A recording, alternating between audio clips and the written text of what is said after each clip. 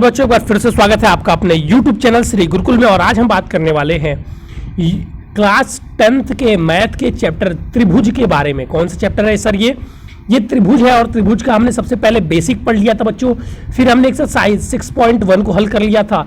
अब हम एक्सरसाइज 6.2 की ओर बढ़ रहे हैं। और एक्सरसाइज 6.2 को करने से पहले हमें कुछ प्रमेय आने चाहिए। 2 प्रमेय है जो हमें आने चाहिए, जो कि मैं आप लोगों को यहाँ पर बताऊँगा। क्योंकि बच्चों इसे ब्लैक बोर्ड पर सॉल्व करना थोड़ा सा मुश्किल था, क्योंकि उसमें चीज़ें बहुत ज़्यादा लिखनी थी और बहुत ज़्यादा चीज़ें लिखने में एक एक क्वेश्चन सॉल्व करने बहुत समय लगते हैं, समय भी ज़्यादा लगते हैं। इसलिए मैंने इसको डायरेक्ट आपको स्क्रीन के माध्यम से करवाने की कोशिश की है, ताकि आप इसको बहुत अच्छी तरीके से समझ पाएँ, क्योंकि इसमें कॉन्सेप्ट क्लियर रखना बच्चों बहुत ही ज़रूरी है। तो चलिए हम लोग चलते हैं सबसे पहले प्रमेय संख्या 1 पर।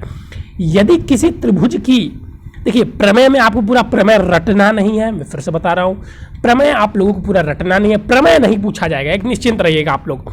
मैं बताते रहा हूँ कि प्रमेय नहीं पूछा जाता है, लेकिन प्रमेय से आधारित प्रश्न पूछ लिया जाता है। तो यदि किसी त्रिभुज की एक भुजा के समांतर अन्य 2 भुजाओं को भिन्न भिन्न बिंदुओं पर प्रतिच्छेदित करने के लिए एक रेखा खींची जाए। कह रहा है कि यदि किसी त्रिभुज की एक भुजा के समांतर अन्य 2 भुजाओं को भिन्न भिन्न बिंदुओं पर प्रतिच्छेदित करने के लिए एक रेखा खींची जाए, तो ये अन्य दो भुजाएं एक ही अनुपात में विभाजित हो जाती है। देखिएगा ध्यान से और इसको समझने का प्रयास कीजिएगा।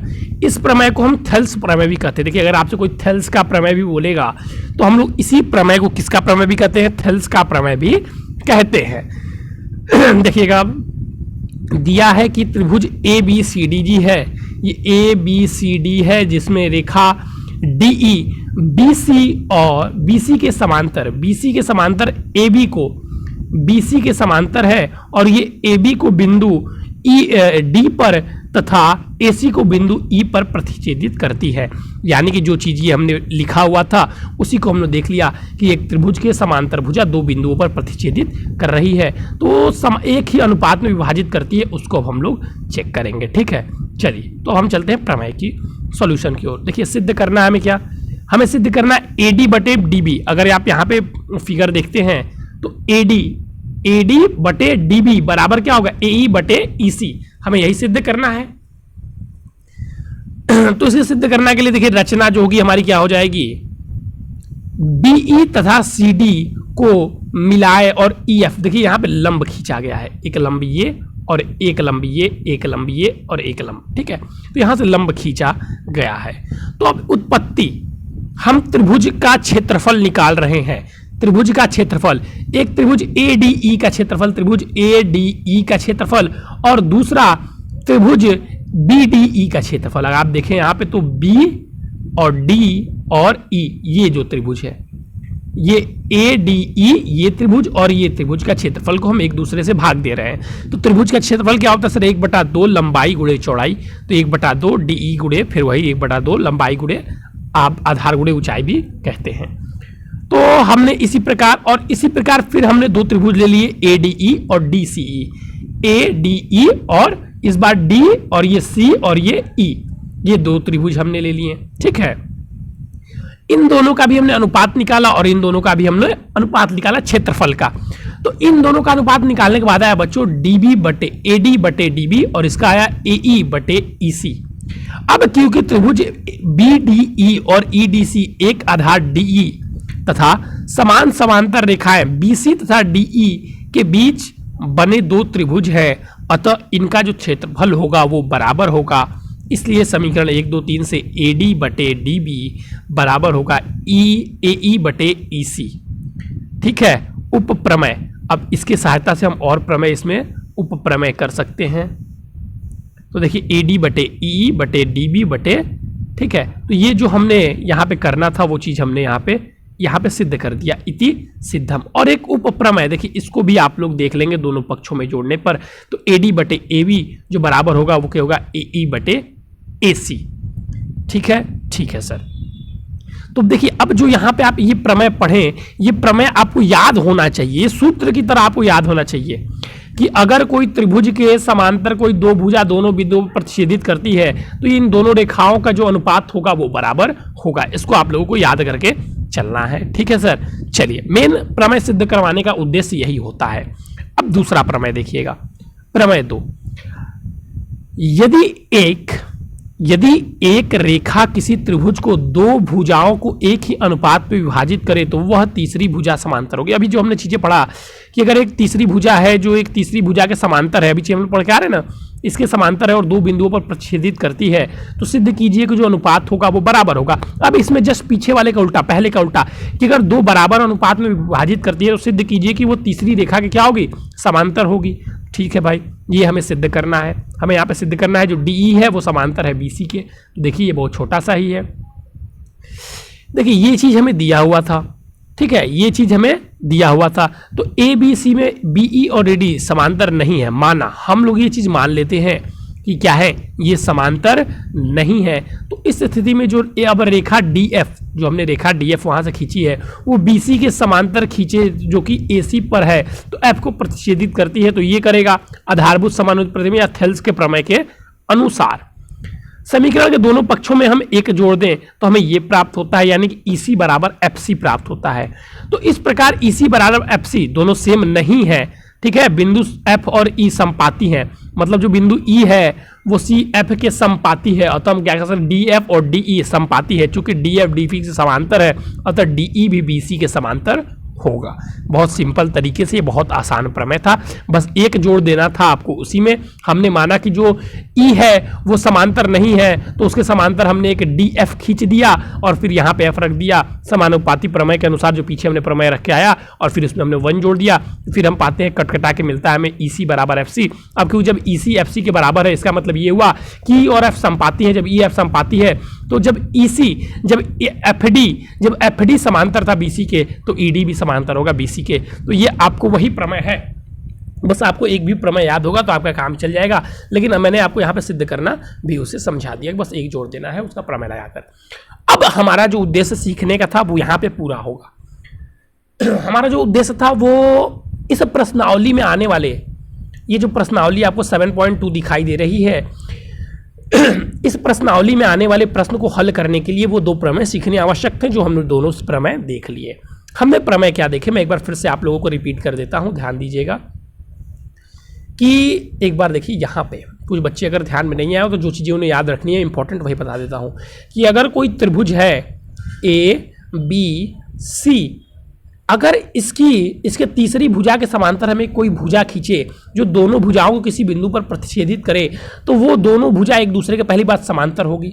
ठीक है, अगर इसके समांतर एक भुजा खींचे जो दोनों बिंदु पर प्रतिच्छेदित कर रही है, तो ये इसका अनुपात, तो वो भुजाओं को बराबर अनुपात में, यानी कि इसका बटे इसका, इसके बटे इसके के बराबर होगा। दूसरी बात, अगर दिया हो कि एक त्रिभुज है जिसमें कोई रेखा दोनों त्रिभुजों को समान अनुपात में विभाजित करती है, उसके समान बिंदु दोनों रेखाओं को समान अनुपात में विभाजित करती है, जो भुजा है वो क्या होगी, वो भुजा उसके तीसरी भुजा के समांतर होगी। इतना अगर आपको पता था तो बहुत है। अब हम लोग प्रश्नावली 1 पर आते हैं, सॉरी 7.2 पर आते हैं, और हम 6.2, सॉरी यहाँ पर ये प्रश्नावली में कट कर देता हूँ, ये यहाँ पे 6 होगा ना, ये देखिए इसको मैं कट कर देता हूँ, ये 6 ये लग रहा है गलती से राइट हो गया है, 6.2। ये प्रश्नावली कौन सा है 6.2 है बच्चों, ठीक है, लिख लीजिएगा। एक्सरसाइज मैं यहाँ पे लिख भी देता हूँ, एक्सरसाइज 6.2 है। चलिए, अब अगर क्वेश्चन नंबर 1 को हम लोग देखें तो कह रहा है कि आकृति 1 और आकृति 2 में जो DE है वो BC के समांतर है। ये जो आप DE देख रहे हैं ये किसके समांतर है सर सर BC के समांतर है, ठीक है। तो आकृति 1 में EC, तो आकृति 1 में EC और आकृति 2 में AD ज्ञात कीजिए। आकृति 1 में क्या बोला है सर, आकृति 1 में बोल रहा है कि AC ज्ञात कीजिए, सॉरी EC, आकृति 1 में EC ज्ञात करना है और आकृति 2 में AD ज्ञात करना है। AD कहाँ गया, ये ज्ञात करना है। देखिए बहुत आसान है, बहुत सरल है, ये देखने की आपको आवश्यकता भी नहीं पड़नी चाहिए। किसको हम लोग इससे कैसे करेंगे मैं आपको सॉल्यूशन भी दिखा दे रहा हूँ, लेकिन इसको देख लीजिए। जब दो भुजाएं एक दूसरे के समांतर हैं और किन्हीं दो बिंदुओं पर प्रतिच्छेदित कर रही हैं और तीसरी भुजा के अगर वो समांतर है तो ये इसका अनुपात, मतलब यहां पे बच्चों 1.5/3 बराबर होगा किसके, 1/BC के, 1/EC के। अब EC, अब यहां से आप EC को उधर लेके चल जाइए, ठीक है, और इसको ऊपर लेके चल जाइए तो 1 × 3 हो जाएगा, अपॉन में 1.5, इसको काटेंगे तो 2 आ जाएगा। मैं सॉल्यूशन आपको दिखा दे रहा हूं। ठीक यही चीज हम लोग इसमें भी करेंगे क्योंकि ये समांतर है। चलिए इसका सॉल्यूशन आप लोग देख लीजिए। देखिए इसका सॉल्यूशन देख लीजिए, यहाँ पे देखिए ले गया जो चीज़ मैंने बताई, इसी को वहाँ पे ले गया तो ये 3/1.5, तो ये 2 आ गया। ठीक उसमें भी ऐसा ही किया गया, तो AD 7.2 को उधर लेके चला गया, 7.2 मल्टीप्लाई में अब इससे हम लोग कट कर दिए तो आया 2.4 सेंटीमीटर। हमको मेन याद क्या रखना था, वही प्रमेय कि अगर ये त्रिभुज है और ये समांतर रेखा कट कर रही है तो इनका अनुपात आपस में बराबर होगा। उसी प्रमेय के आधार पर पहला प्रश्न हमारा था जो कि हम लोगों ने सफलतापूर्वक कर लिया है। बहुत आसान है बच्चों। अगर आप इसको हार्ड लिख कर समझेंगे तो आपको समस्या होगी, लेकिन अगर आप इसको आसानी से समझे होंगे तो आपको चीज़ समझ में आ गई होंगी। प्रमेय रटने की आवश्यकता नहीं है। प्रमेय का मतलब पहले समझे, जो चीज़ प्रश्न में यूज हो रहा है वो अगर आपको समझ में आ गई है और दोबारा प्रमेय को 1-2 बार हल कीजिए, वो भी आपको हल करने आ जाएगा। चलिए अब यहां पर हम बात कर रहे हैं क्वेश्चन नंबर 2 के बारे में। क्वेश्चन नंबर 2 कह रहा है कि किसी त्रिभुज PQR की भुजाएं PQ और PR पर क्रमशः बिंदु E और F स्थित हैं। निम्नलिखित में से प्रत्येक स्थिति के लिए बताइए कि क्या EF समांतर होगा। तो भाई देखिए इसमें देखिए 3 स्थिति दी हुई है, 1 2 3। अब हम लोग दूसरा प्रमेय क्या पढ़े थे कि सर अगर कोई दो बिंदु प्रतिच्छेदित कर रही है, त्रिभुज की किन्हीं दो भुजाओं को कोई एक रेखा प्रतिच्छेदित कर रही है तो वो जो रेखा होगी तीसरी भुजा के समांतर होगी। कैसे होगी, जब समान और इनका अनुपात जब समान होगा, जब इनका अनुपात समान होगा तभी ना ये तीसरी भुजा समांतर होगी। तो आप चेक करेंगे इसमें अनुपात लगा के जिनका अनुपात समान आएगा वो क्या होगी, वो उसमें जो EF होगा, उसमें जो EF होगा बच्चों वो समांतर होगा QR के। देख सकते हैं आप यहाँ पे वही सारी चीज़ें बार बार चेक की गई है। देखिए अपॉन लेके चेक किया गया है तो देखिए यहाँ पे अनुपात बराबर नहीं आया है तो इसमें समांतर नहीं होगा। फिर देखिए इसमें बराबर आया है तो इसमें समांतर होगा, और फिर देखिए इसमें बराबर आया है तो C में भी समांतर होगा। अर्थ समझे कि अगर समांतर भुजाएं किन्हीं दो बिंदुओं पर अगर प्रतिच्छेदित कर रही है और दोनों के अनुपात आपस में बराबर हैं तो ये जो भुजा होगी उस बिंदु से खींचने वाली जो रेखा होगी वो इस रेखा के तीसरी रेखा के समांतर होगी। ठीक है सर, सेकंड तक कोई बहुत बड़ी रॉकेट साइंस नहीं थी, बहुत आसान था सर। आपको बहुत बहुत धन्यवाद देना चाहूँगा बच्चों कि आप लोग इतनी आसान तरीके से इस चीज़ को समझ रहे हैं। सर आपका भी धन्यवाद, बहुत बढ़िया। चलिए कह रहा है कि दी गई आकृति में यदि LM समांतर है CD के, यदि अच्छा कुछ बच्चों को स्क्रीनशॉट चाहिए तो अपना भाई ले लेंगे। कह रहा है तीसरा वाला कि दी गई आकृति में यदि LM समांतर है CB के। देखिए आकृति ये दी गई है जिसमें ये LM है, ये समांतर किसके बता रहा है बच्चों, CB के, और LN समांतर है DC के। तो कह रहा है क्या, तो सिद्ध कीजिए बच्चों, सिद्ध करने, अरे यार, तो सिद्ध करने के लिए हमें कह रहा है जब ये दोनों समांतर हैं, ये इसके समांतर है और ये इसके समांतर है, तो सिद्ध हमें क्या करना है कि जो AM है, AM अनुपाते AB बराबर है AN अनुपाते AD के। बहुत आसान है बच्चों, दोनों का आप एक एक बार थेल्स प्रमेय लगाएंगे तो चीज़ें आसान हो जाएंगी। आप यहाँ पर देखिए, पहले हमने पहला त्रिभुज लिया ABC, ये वाला त्रिभुज, ठीक है, हमने ये वाला त्रिभुज लिया AB और C, ये वाला त्रिभुज, ठीक है। तो इसमें अगर हम थेल्स प्रमेय लगाएं तो क्योंकि LM समांतर है BC के, LM किसके समांतर है, BC के, इसका अनुपात AM मतलब इन दो भुजाओं का इसका अनुपात बराबर होगा किसके, AL और LC के अनुपात के। वही चीज़ देखिए हमने यहाँ पर लिखी हुई है। फिर हम इस त्रिभुज में आ जाएंगे ADC में। अब ADC में जब हम आएंगे तो ये जो NL है ये समांतर है DC के, तो इसमें भी वही चीज़ हो जाएगा, जो AN का अनुपात होगा वो ND के AD बटे ND का अनुपात बराबर होगा AL बटे AC का अनुपात। अब देखिए यहाँ पर क्योंकि दोनों समीकरण हम देखिए जो चीज़ यहाँ पे लिखी गई है, ठीक है। अब अगर आप समीकरण 1 और 2 ध्यान से देखेंगे तो इधर क्या लिखा हुआ है, AL बटे AC, AL बटे AC। तो समीकरण 1 और 2 से हम क्या कर सकते हैं सर, समीकरण 1 और 2 से हम लिख सकते हैं कि जो AM बटे MB है, जो AM बटे MB है, AM बटे MB बराबर होगा AN बटे ND के। कोई समस्या है? नहीं सर, कोई समस्या नहीं है। अब इसका क्रॉस मल्टीप्लिकेशन कर दीजिए, ये MB को ऊपर पहुंचा दीजिए और AN को नीचे पहुंचा दीजिए। अब इसमें N जोड़ दीजिए। जैसे ही आप इसमें 1 जोड़ देंगे, दोनों पक्षों में 1 जोड़ दीजिए, तो ऊपर क्या हो गया, MB बटे AM। अब MB बटे AM क्या हो जाएगा सर जी, AB। तो ये AB हो जाएगा, ठीक है, ये AB हो जाएगा। और देखिए इसको पहले परिवर्तित कर दिया यहाँ पे, आप वहाँ पे भी लिख सकते थे। इसको पहले AB लिख दीजिए और इसको क्या लिख दीजिए, AD। अब हमें सिद्ध क्या करना था, AB बटे AD आ गया, लेकिन हमें सिद्ध करना है AM बटे। तो अब इसको नीचे भेज दीजिए, ठीक है, इसको ऊपर भेज दीजिए और इसको नीचे भेज दीजिए। बस आप प्रश्न हल कर पाएंगे बच्चों, ठीक है, जैसा कि आप यहाँ पर देख रहे हैं। तो बस दोनों को वही थेल्स प्रमेय लेना था, पहला वाला प्रमेय, दोनों त्रिभुज को बारी बारी थेल्स प्रमेय लगा देना है। अब क्योंकि ये दोनों बराबर हैं तो ये दोनों आपस में बराबर होंगे और फिर उसके बाद से दोनों पक्षों में 1 जोड़ देना है, फिर चीज़ें आपके सामने खुलकर आ जाएंगी। ठीक है, ठीक है सर, चलिए तो अब हम चलेंगे बच्चों क्वेश्चन नंबर 4 की ओर। मैं बता रहा हूँ कि आपके इस एक्सरसाइज में टोटल 10 क्वेश्चन है और हम 10 क्वेश्चन सॉल्व करवाएंगे। आपको चिंता करने की कोई आवश्यकता नहीं है, हम 200 क्वेश्चन आपको यहाँ पे सॉल्व कराएंगे। आप स्क्रीनशॉट भी लेना चाहें तो ले सकते हैं बच्चों, लेकिन आप इनको पहले समझिए और फिर अपने से हल कीजिएगा, क्योंकि आप अगर स्क्रीनशॉट लेके छाप लेते हैं तो फिर आपको समस्याएं होंगी। मेरा मेन अर्थ आपको यहाँ पर समझाना है बच्चों। चलिए अब देखिए बहुत छोटे छोटे क्वेश्चन है। अब क्वेश्चन नंबर 4 देखिए, कह रहा है कि दी गई आकृति में यदि DE समांतर है AC के, क्या कह रहा है कि अगर दी गई आकृति में DE है वो समांतर है AC के और DF, देखते जाइए थोड़ा सा, ये DE है, ये DE समांतर है किसके सर, AC के, इसके समांतर है। और जो DF है, ये जो DF आपको दिखाई दे रहा है, ये AE के समांतर है। ठीक है सर, ठीक है, तो सिद्ध करना है हमें ये, फिर हम वही चीज अपनाएंगे, कुछ बहुत बड़ा, ये तो उससे भी मतलब इजी है, वो इससे भी इजी, इसमें 1 जोड़ना है, इसमें 1 भी नहीं जोड़ना है, आपको बस त्रिभुज ध्यान देना है।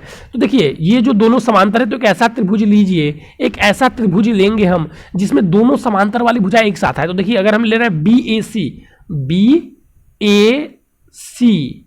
BAC त्रिभुज ले रहे हैं, तो ये भुजा भी आ जा रही है और ये भुजा भी आ जा रही है, ये भुजा भी आ जा रही है और ये भी। फिर BAE ले लीजिए, इरेज कर दे रहा हूं तो आप नहीं समझ पाएंगे। ठीक है, देखिए यहां पे अगर हम BAC ले लें ये त्रिभुज, तो देखिए ये जो ये इसके समांतर है, तो ये दोनों रेखाएं आ रही हैं बिल्कुल सर। तो इसके हिसाब से अगर हम यहाँ पे थेल्स का प्रमेय लगाएंगे तो BE बटे EC बराबर होगा BD बटे DA के।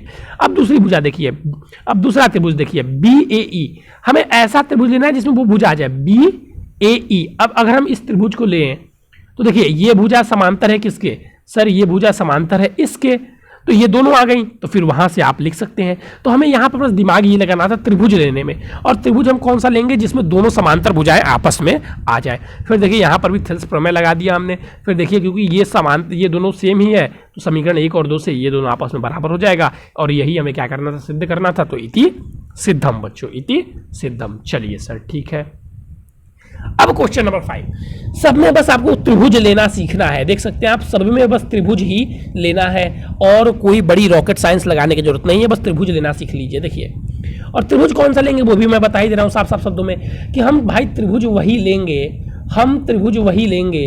चलिए वो क्वेश्चन लग रहा है मिट गया, चलिए तो उसमें कुछ नहीं करना था, बस एक त्रिभुज था, उसमें 2 भुजाएं थी। तो देखिए यहाँ पर बस सीख लीजिए, क्वेश्चन नंबर 5 कर लीजिएगा आप लोग। हमें देखिए वही त्रिभुज लेना है, कौन सा सर, हमें वही त्रिभुज लेना है जो त्रिभुज जिसमें जो समांतर भुजाएं हैं वो आ जाए, वो त्रिभुज जिसमें दोनों समांतर भुजाएं आ जाए। चलिए ठीक है, अब हम क्वेश्चन नंबर 6 देख लेते हैं, ये भी बहुत इजी है। आकृति में क्रमशः OQ और OR पर स्थित बिंदु ABC इस प्रकार है कि AB समांतर है PQ के, AB जो समांतर है PQ के है, तो हमें ऐसा त्रिभुज लेना होगा जिसमें ये आ जाए। तो देखिए ये त्रिभुज हम लेंगे, देखिए इसमें PQ आ रहा है, AB और ये PQ, देखिए PQA, मैं पहले ही आपको त्रिभुज बता दे रहा हूँ। देखिए ये त्रिभुज एक बन रहा है जिसमें 2 समांतर, फिर AC समांतर दर्शाइए कि, ठीक, और AC समांतर है PQ तो दर्शाइए कि BC। फिर देखिए इसमें भी आपको बहुत बड़े को रॉकेट साइंस लगाने की जरूरत नहीं है, आप ये त्रिभुज ले लीजिए पी क्यू, जब हम ये त्रिभुज लेंगे, ये त्रिभुज, तो इसमें ये समांतर है इसके, तो पी ए बटे ए ओ बराबर होगा किसके सर, बी ओ बटे बी क्यू के, जो चीज हम लोग देख रहे हैं यहाँ पे लिखा हुआ है। ठीक, अब देखिए, अब दूसरी कौन सी हमें समांतर भुजा दी सर, ए सी बटे पी आर। सर देखिए ए सी ये है और पी आर ये है, तो आप देखिए जब ए सी बटे पी आर आपको दिया हुआ है तो फिर हम कौन सा त्रिभुज ले सकते हैं। देखिए इसमें देखिए ए सी भी आ जा रहा है और पी आर भी आ जा रहा है, तो ये त्रिभुज, तो त्रिभुज कौन सा नाम है इसका, ओ पी आर जब हम लेंगे तो फिर हम क्या लिख सकते हैं, फिर से लिख सकते हैं सर, ओ ए बटे P A equal to O C बटे सी आर। देखिए वही चीज़ लिखा होगा समीकरण 2 में, देखिए, और समीकरण 1 2 से हम देख सकते हैं वो चीज़ बराबर है।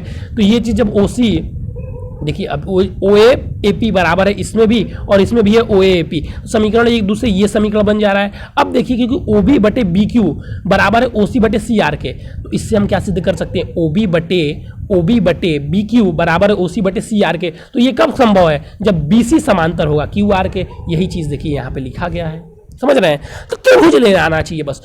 एक्सरसाइज 2 में बस आपको पहला प्रमेय जो हमने बताया वो आना चाहिए, और त्रिभुज लेना कि जिसमें दोनों समांतर भुजाएं आ रही हैं उसमें त्रिभुज ले लीजिए। देखिए आप 6 क्वेश्चन सॉल्व कर चुके हैं, बस अब 4 क्वेश्चन बचे हुए हैं, तो बस त्रिभुज लेना आपको आना चाहिए। कौन सा त्रिभुज हमें लेना है, तो हम त्रिभुज वही लेंगे जिसमें दोनों समांतर भुजाएं, जो समांतर भुजाएं दी हुई हैं वो दोनों समांतर भुजाएं एक त्रिभुज में आ जाए।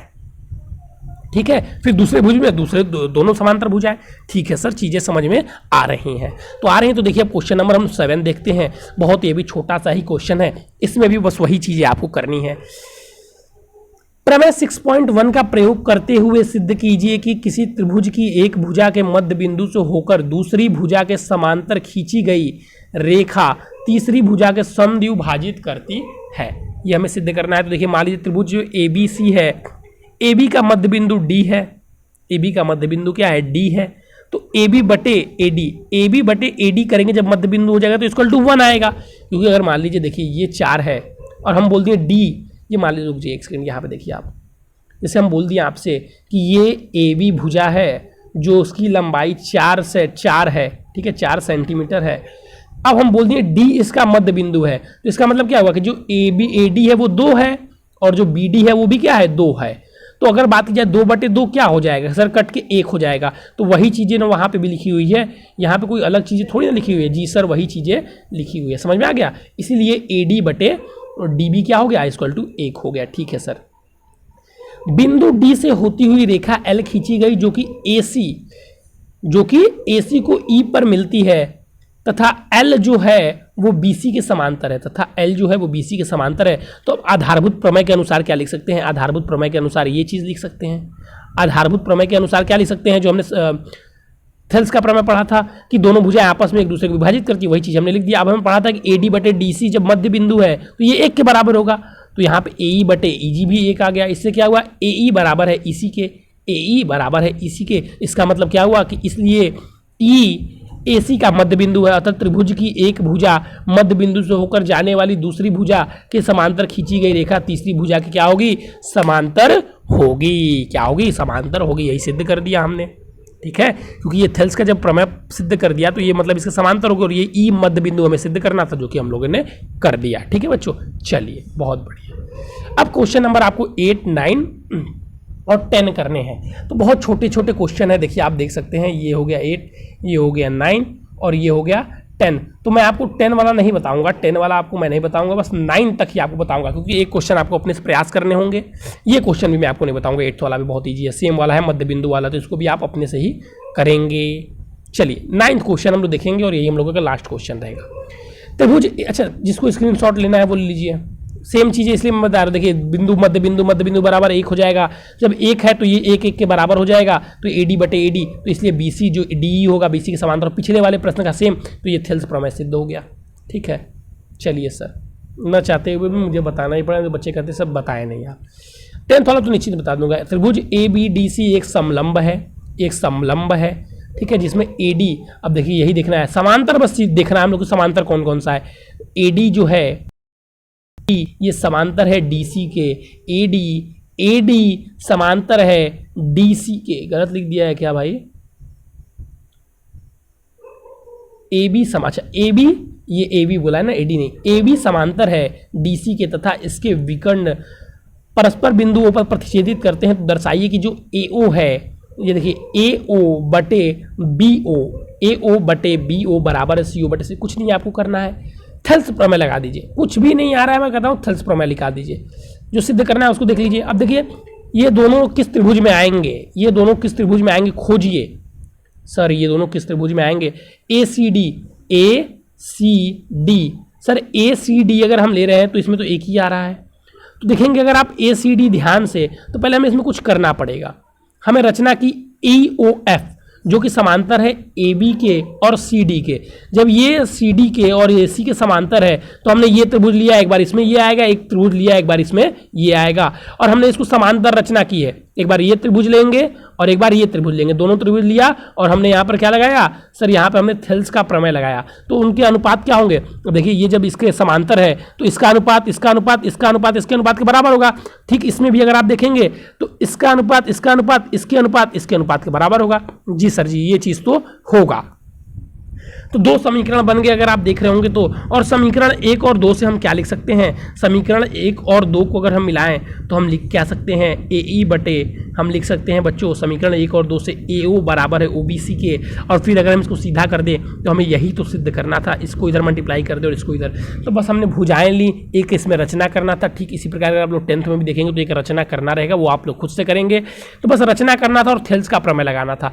तो बच्चों एक्सरसाइज अगर हम बात करें, सर एक्सरसाइज जो 6.2 था ये कुछ नहीं था, बस ऐसा त्रिभुज हमें ढूंढना था जिसमें दोनों समांतर भुजाएं आ जाएं और बस थेल्स का प्रमेय लगा दीजिए। ठीक है, तो चलिए बच्चों ये था आपका एक्सरसाइज 6.2, इसको ध्यान से हल कीजिएगा, कोई भी समस्या आएगी तो पूछ लीजिएगा। ठीक है, और एक बात कहना चाहूँगा कि अगर आप हमसे बच्चे नए जुड़े हुए हैं तो मैं बता दूंगा कि हम हिंदी मीडियम के क्लास 10th के बच्चों और 12th के बच्चों की तैयारी बिल्कुल फ्री में कराते हैं। अगर आप भी करना चाहते हैं तो प्लीज़ चैनल को सब्सक्राइब कर लीजिए, और डिस्क्रिप्शन में व्हाट्सअप नंबर दिया होगा जो कि मैं लिख भी देता हूँ 9532060199। इससे बच्चों आप व्हाट्सअप पर भी हमसे संपर्क कर लीजिएगा। थैंक यू बच्चों, हैव अ नाइस डे।